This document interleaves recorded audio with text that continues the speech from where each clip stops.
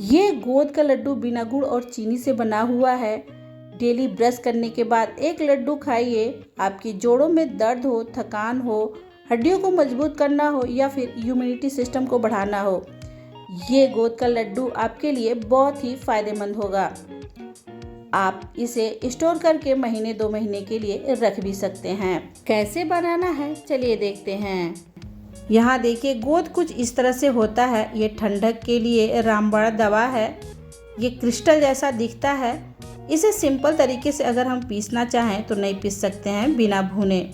इसे भुनना है। यहाँ पे हम 250 ग्राम छुहाड़ा लिए हैं। छुहाड़े के बीज को निकाल दिए हैं और 150 ग्राम किशमिश है।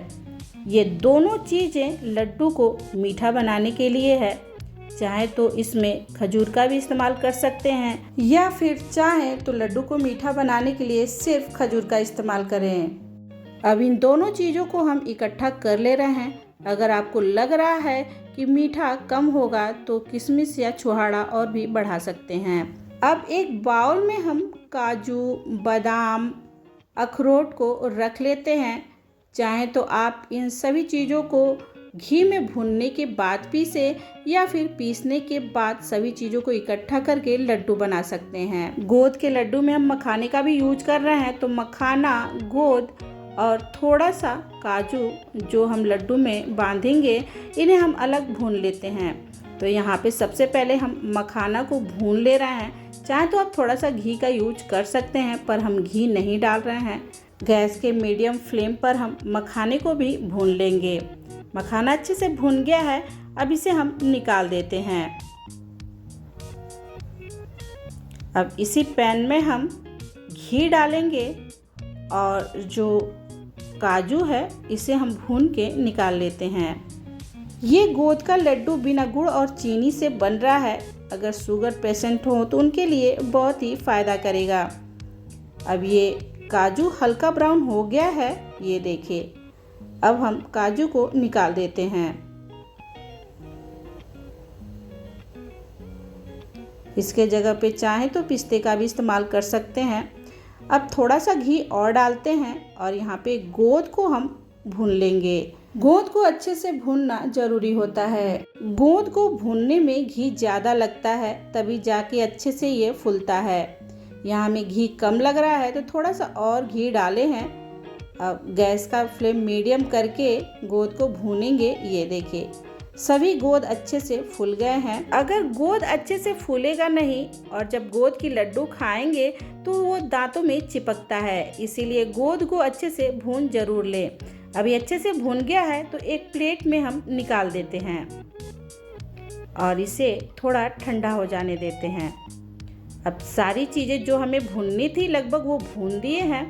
अब सभी चीज़ों को हम पीस लेते हैं। सबसे पहले हम मखाना ही पीस लेते हैं। ये वैसे भी पाउडर हो जाएगा। चाहे तो आप मखाना और गोंद एक साथ पीस सकते हैं। यहाँ पे मखाना हम पीस लिए हैं। अब इसी जार में हम गोंद को भी पीस लेते हैं। सारी चीज़ें थोड़ा सा दरदरा ही पीसी जाएंगी। लड्डू खाओ दांतों में लगता है तो अच्छा लगता है। अब दोनों चीज़ों को हम अलग रख देंगे।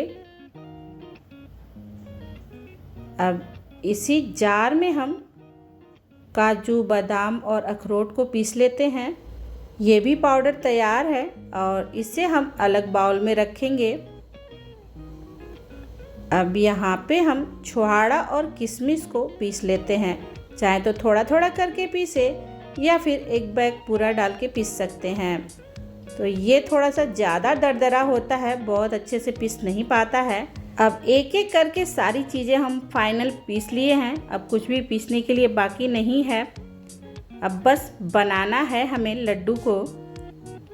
तो अब हम गैस पे पैन रखते हैं और इसमें ढेर सारा घी डाल देते हैं। घर पे जो डेली दूध आता है उससे घी कैसे निकालना होता है उसका वीडियो हम बना रखे हैं। उसका लिंक हम डिस्क्रिप्शन बॉक्स में दिए हैं, आप ज़रूर देखें। अब यहाँ पे छुहाड़ा और किशमिश का जो पाउडर है उसे हम गैस के मीडियम फ्लेम पर बराबर चलाते हुए तब तक भूनेंगे जब तक कि इसकी अच्छी बाइंडिंग न बनने लगे। तो यहाँ पे देखिए छुहाड़ा और किशमिश जो है बंधने लगा है।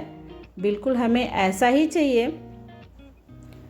अब इसमें हम थोड़ा थोड़ा करके काजू, बादाम और अखरोट का जो पाउडर बनाया है इसे डालेंगे और बराबर चलाते हुए भूनते जाएंगे। थोड़ा थोड़ा करके डाल रहे हैं ताकि ये अच्छे से भुने।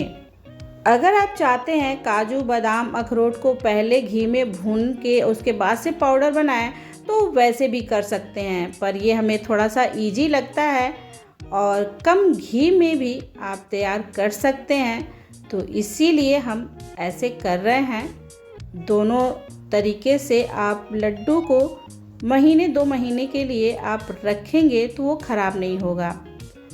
अब 6-7 मिनट के लिए गैस के मीडियम फ्लेम पर बराबर चलाते हुए इसे बिल्कुल ऐसे ही भूनते जाएंगे।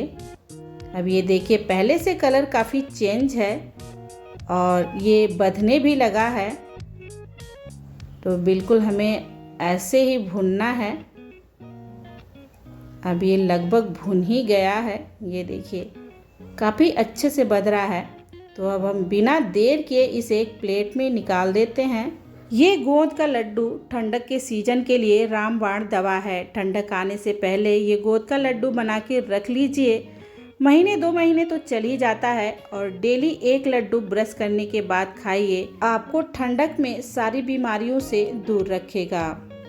अब इसमें हम मखाना और गोंद का जो पाउडर है उसे डाल देते हैं और छोटी इलायची पाउडर। अगर आप और भी ड्राई फ्रूट चाहते हैं इसमें मिक्स करना तो उसे भी भून के डाल सकते हैं।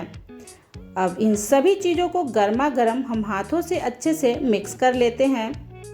गर्मा गर्म रहेगा तो सारी चीज़ें अच्छे से मिक्स हो जाएंगी और जब लड्डू बनाएंगे तो अच्छे से बंधेगा भी। सारी चीज़ें अच्छे से मिक्स हो गई हैं, गर्मा गर्म है तो एक जगह दबा लेते हैं और हाथों में थोड़ा सा लेते हैं और जो काजू हम खड़ा भुने थे इसमें हल्का सा चिपका देते हैं और ऐसे बांध लेते हैं। अब ये गर्मा गर्म लड्डू बन के तैयार हो जाएगा।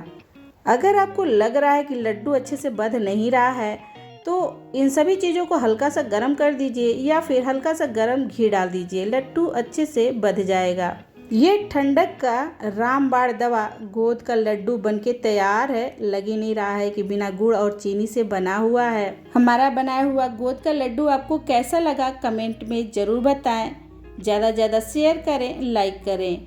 चैनल पे पहली बार हैं तो चैनल को सब्सक्राइब कर लें ताकि अगली जो भी रेसिपी बनाएं उसका नोटिफिकेशन आपके पास जाए और हमारी रेसिपी आप सबसे पहले देखें। पूरा वीडियो देखने के लिए थैंक यू।